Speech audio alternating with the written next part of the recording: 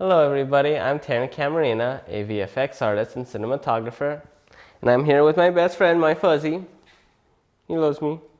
And today, we're going to continue from our last episode, episode 10, where we talked about why it's important not to focus on memorizing formulas.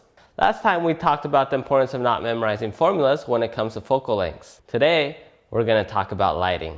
It's important to remember that memorizing formulas can limit your creativity and make learning things seem much more complicated than what they really are. It's very important to have a true understanding of what you are doing. Today I'm going to discuss why it's important to not memorize formulas when it comes to lighting.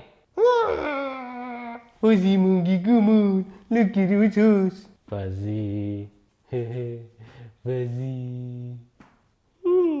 Now I've been on shoots where they've taken hours and hours to set up a shot for when it comes to lighting. And the reason is, what's the reason, Fuzzy? Why did it take so long to set up a shot when it comes to lighting? Why does it take so long to set up the lighting?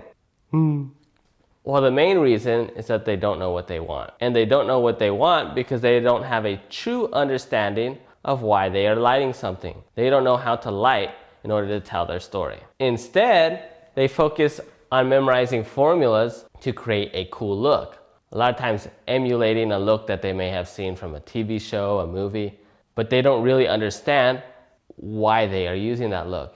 A lot of times they can spend hours and hours setting up a shot, and in the end, it's not even appropriate for the story that they're trying to tell. Right, Fuzzy?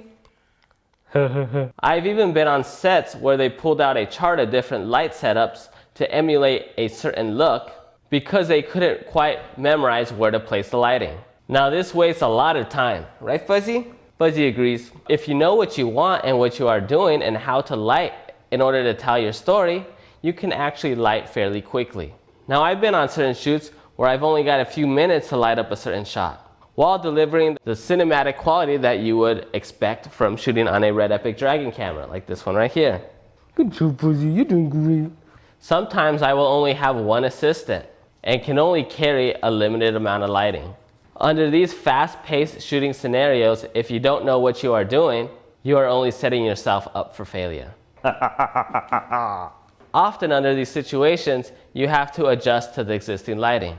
Now, you do not necessarily need a lot of lighting to create a professional cinematic look. Sometimes I will bring only 1 or 2 lights and adjust to the existing lighting. Usually, I will bring LED panels because they're a lot easier to work with and the lighting is fairly neutral, and it gives you plenty of information to work with in post when it comes to color correction.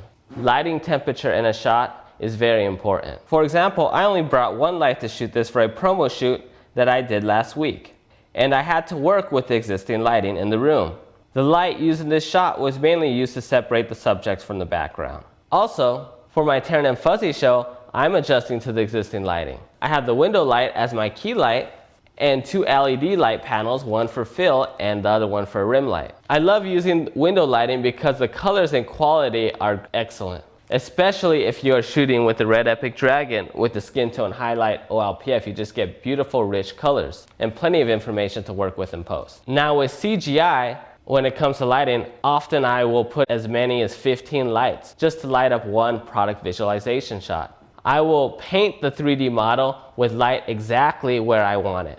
However, with CGI, adding extra lights doesn't cost you extra money.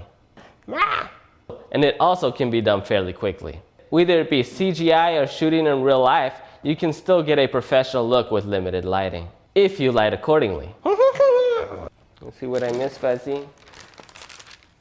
It's best if possible to use a window with north lighting, since the lighting will be more consistent. Also, often when I'm shooting a subject, I will use some degree of warm and cool lights. This makes your subject look more three-dimensional.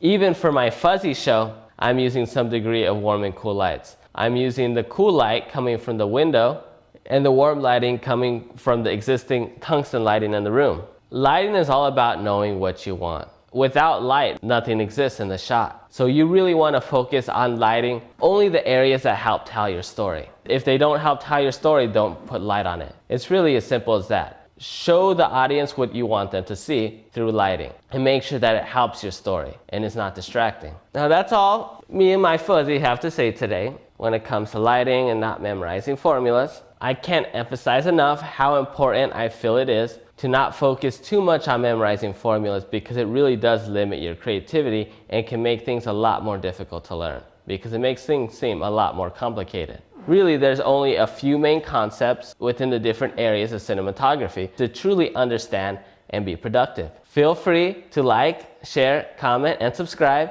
Remember, knowledge is power. Fuzzy power! Woohoo! Fuzzy, fuzzy, fuzzy, fuzzy, fuzzy, fuzzy boost.